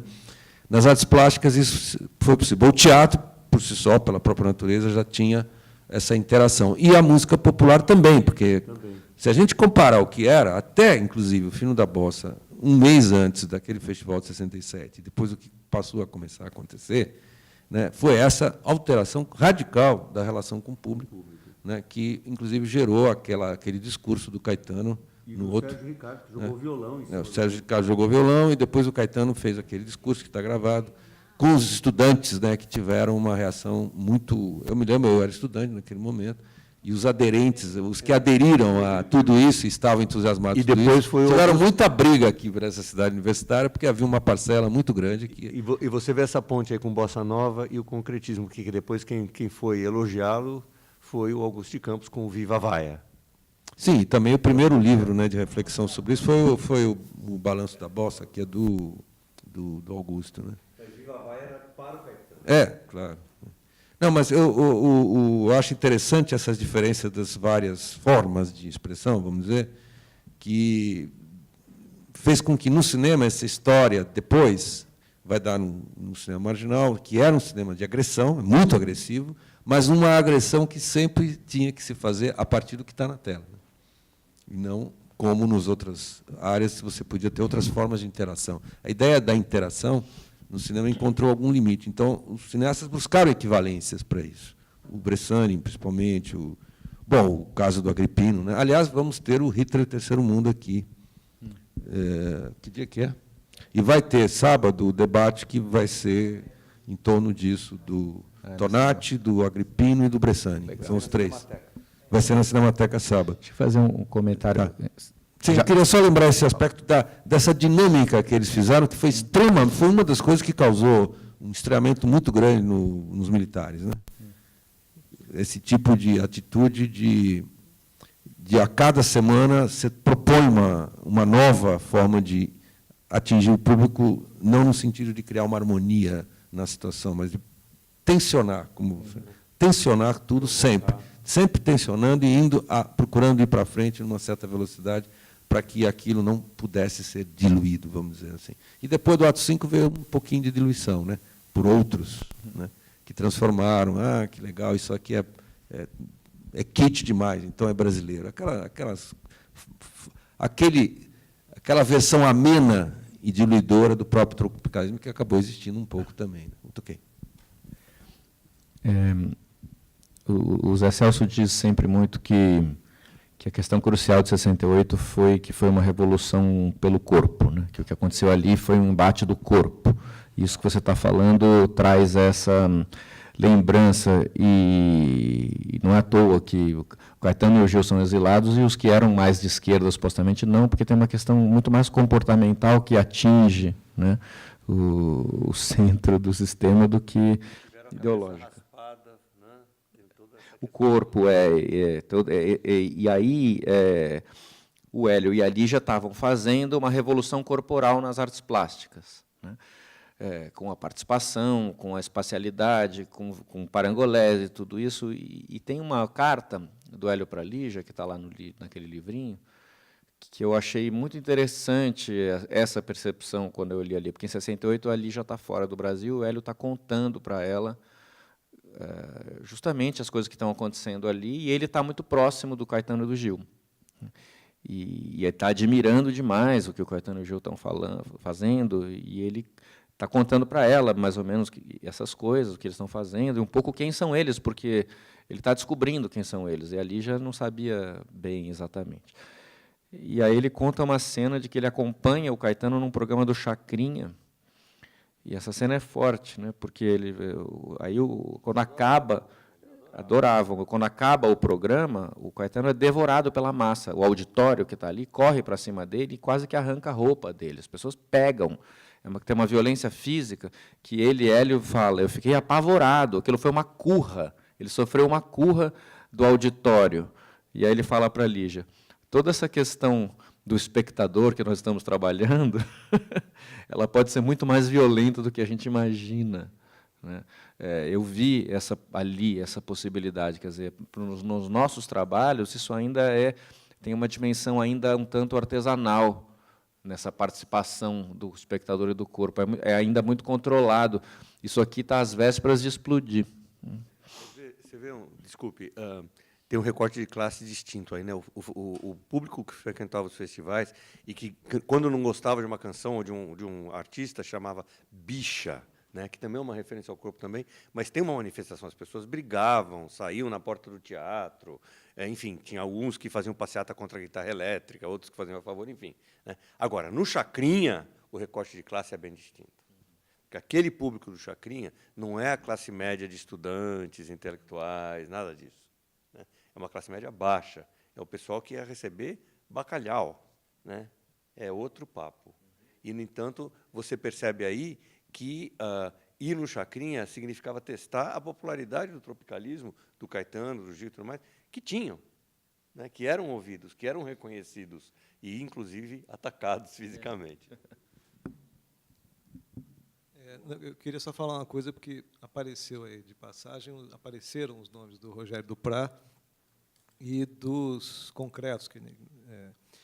E tem um negócio do Rogério, particularmente, com o Décio Pinhatari, que eu acho que tem a ver, não sei exatamente como se esse fio se liga e quando se liga, que é desse negócio do kit e do que hoje a gente chama trash, ou do avacalhado, do Bandido da Luz Vermelha, este olhar para uma certa cultura popular urbana, né, do mau gosto, também era outro nome de época, que é um movimento, mas de curta duração, movimento, até o uso da palavra é paródico, do Rogério Duprat com o Décio Pinhatari e um cara que mais esquecido, que é o Damiano Cosella, que é um músico desse grupo aí da música nova, que eles criaram um movimento chamado MARDA, Movimento de Arregimentação, não sei o quê, da Arte Contemporânea, evidentemente para ecoar a merda mesmo, e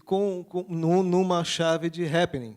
A fundação foi em 66, num happening, num cemitério do Araçá. Marda, é. Tem entre algumas coisas, tem uma foto do Rogério vestido como se fosse um cara num safari africano, um gringo, assim, desses de turista e tal, e segurando um cartazete dizendo só o mau gosto libera e tal. Quer dizer, isso é 2 anos anterior à explosão, a 67, um ano antes, né? E eu não sei se o Caetano e o Gil já estavam em contato com o Augusto e o Décio nesse momento. Eu acho até que é um pouquinho posterior, deve ser 68, porque é o que vocês falaram. O Augusto escreve aqueles artigos respondendo à aparição do Caetano e do Gil em festivais e tal, e aí é que tudo se fecha. E, recentemente, eu revi um documentário sobre o Rogério Duprat, em que o Caetano diz que o Rogério não era simplesmente o arranjador, que você falou, não era simplesmente o George Martin deles. Ele não usa essa expressão, mas estava querendo dizer isso. Não era simplesmente o grande arranjador que, de fato, era. É um cara que chegava com muitas ideias. E se você conhecer um pouquinho a trajetória do Rogério dentro do movimento Música Nova, que tinha pessoas incríveis, como Gilberto Mendes, ele é o mais anárquico, mais disparado. É o cara que não cabe nem naquele movimento que já era em si mesmo de vanguarda na música erudita contemporânea. Então, tem um elo aí, que eu não sei até o momento direito como ligar, que é esses concretistas, mas já desbundados, que é outra expressão da época, né? Que já não estão mais fazendo aquele poema concretão dos anos 50. Então, o Augusto de Campos faz os pop créditos com o Valdemar Cordeiro, em 64, mas me parece que é uma coisa ainda muito pop art, assim, bacana, mas ainda, enfim, colado ao pop art. Mas o Décio, que, por sua vez, também era uma espécie do Rogério dos concretistas, o mais anárquico, o mais inquieto, o mais que arriscava mais, tudo isso a meu ver, né? Mas eu acho que é mais ou menos por aí. Tem esse tal de Marda, esse movimento do mau gosto, etc., e tal, que isso entronca no tropicalismo e no cinema marginal do Julinho e do Rogério, certamente. É isso.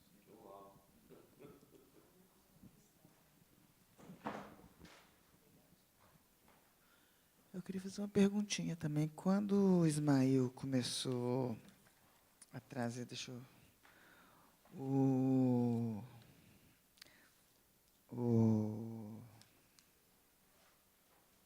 senso de teatralização, quando falou do senso de teatralização, e que, de alguma maneira, todos vão apontar uma mudança que a gente tem no comportamento, né? Você tem uma mudança. Recentemente, eu andei conversando com pessoas como o Gabriel Borba, com o Aguilar, que estava muito próximo do Maltner, que era muito próximo do... Pois é, e do nosso físico, né, o Chamber, né? Eles falam muito, primeiro, de uma São Paulo muito pequena, que a gente não tem a dimensão, onde as pessoas se encontravam com muito mais frequência, a todo momento vocês está próximo, então você é de um campo, mas se mescla com outro. E quando você descreveu a nova objetividade, eu não sabia que ela vista a exposição do Oiticica, que ela vista de cima, ela tinha um Mondrian. Uma coisa que eu fico me perguntando, para vocês, que é um objeto de interesse, a gente pensou em Ivan Cardoso gravando, filmando em Super 8, isso é um pouquinho depois, né? Mas o Oiticica, se ali a gente não tem também, de alguma maneira anunciada, o Gatti sinaliza um pouco nessa direção, um trabalho que a formalização não cabe em nenhum desses lugares. Porque o Ismael me instigou quando ele fala de uma certa timidez de um cinema, ou ele não poder quebrar esse lugar. Mas se essa quebra não se dava em outro lugar, onde você não tinha um outro cinema atuando, né? E aí, no caso, onde a gente começaria a ver o extravasamento das formas. Se é esse o momento do Brasil, com esse outro tom, com um tom, por exemplo, no tropicalismo, que é um nome, né, com as alegorias que se chamam tanta atenção, né, os dois professores que nós lemos têm isso nos títulos de livros, né? Então, essa outra formalização, uma formalização dessas mesclas, alguma coisa de uma ordem de uma palavra que o Dick Higgins vai chamar, nessa época, né, que é o intermídia, onde isso começa a se anunciar sem ser assim nomeado.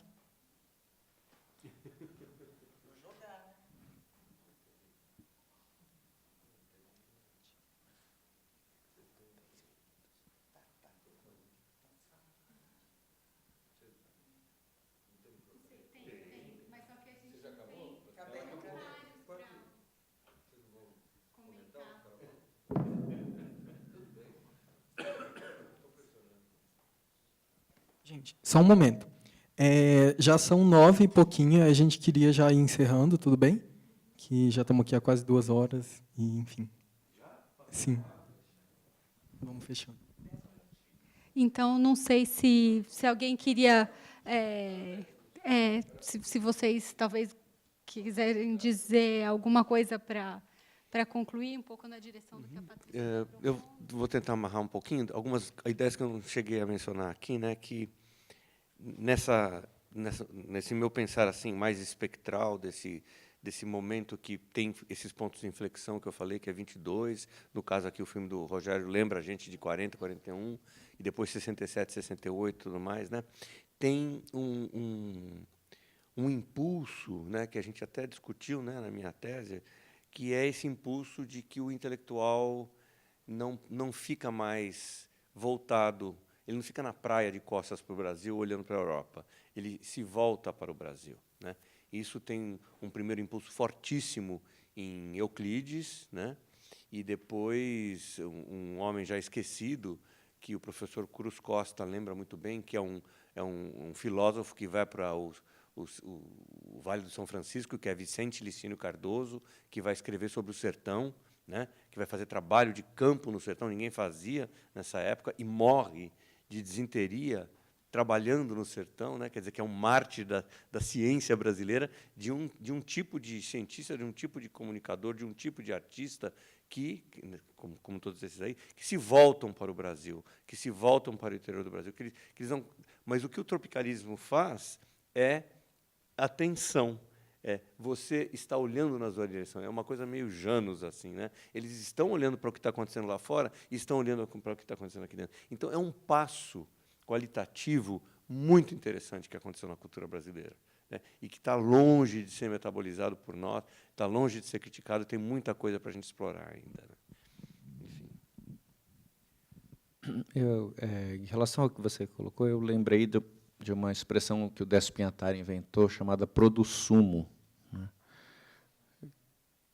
Que é muito importante desse ponto de vista, né? De desfazer essa dicotomia entre produção e consumo nesse novo momento. Mas,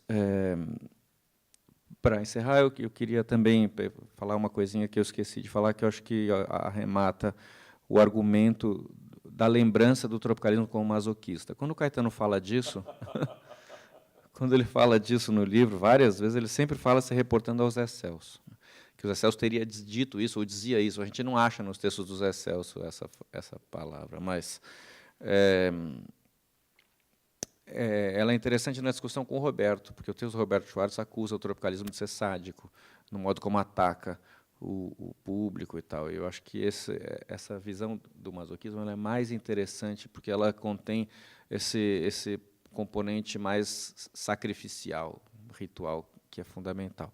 E aí a própria história do teatro-oficina ilustra isso perfeitamente. Esse é o exemplo que eu queria dar. Porque o teatro-oficina, ele mesmo, né, primeiro ele pegou fogo, tudo bem. Ele foi reconstruído com o projeto do Flávio Império. Foi esse teatro do Flávio Império que teve as grandes encenações históricas. Depois... acontece a dissolução da companhia, Três Irmãs é a última peça, Graças ao Senhor, Três Irmãs, 73, eles vão para o exílio, né, voltam. Em 80, tem essa ideia do Zé Celso, junto com a Lina Bobardi, de demolir aquele teatro para fazer um novo teatro, que é um sambódromo, que é um teatro para o coro, que não tem mais o protagonista. E eles fazem isso. Isso é que é o surpreendente, né? Porque eles decidem realmente fazer isso. Agora, eles chamam trator, escavadeira, começam a derrubar a parede e derrubam. Agora, vejam, o Teatro Oficina, naquela época, eles não tinham dinheiro para construir o novo teatro. 1. 2, o imóvel era alugado. Eles derrubaram o edifício, alugado, sem avisar o proprietário. Então, é uma coisa completamente... e pagaram o preço, porque, quer dizer, masoquista mesmo, porque ficou 13 anos fechado, né, até ele poder reabrir. Enfim, o processo é todo nessa base. Até hoje. Agora tem Silvio Santos e essa pessoa que está aí na prefeitura. Bom, o forte do tropicalismo foi que ele deslocou. Por exemplo, o musical deslocou não só o modo de fazer música, mas ele deslocou a audição. Quer dizer, o fundamental era isso, quer dizer, era impossível você ouvir a música tropicalista do modo como se ouvia a canção até então. Esse deslocamento foi fundamental. Então, é a maneira como o moderno, o ultramoderno, trabalhou sobre o que então funcionava ou como arcaico ou como norma. Esse deslocamento do modo de fazer e do modo de receber, isto é, isso mudou completamente, quer dizer, a participação muda. Por exemplo, o modo como ele integra o cinema na forma da canção é fundamental. Quer dizer, Alegria é godardiano, claro, o Domingo no Parque é eisensteiniano. Quer dizer, a maneira como o comportamento foi agenciado teatralmente, isto é, como eles fizeram do espetáculo o lugar de expressão deles, é fundamental. E, com isso, eles tensionam todas as relações entre vanguarda e comunicação, entre vanguarda e mercado. Quer dizer, então, eles deslocaram, eles produziram exatamente o fim das expectativas modernas, principalmente articulando construção e comportamento. É isso que o Guilherme Teto falou, e que vai ser o fundamental do seguinte ao tropicalismo. O que sobra, quer dizer, os despojos do tropicalismo não são tanto as diluições, é o comportamento. É o corpo que foi entronizado e que, depois de entronizado pelos tropicalistas de maneira sádica e de maneira, ao mesmo tempo, com humor, via humor, em seguida ele se transforma o locus de expressão. Nos anos 70, é o tal de marginal, né? Então, é isso. Obrigada a todos pela presença.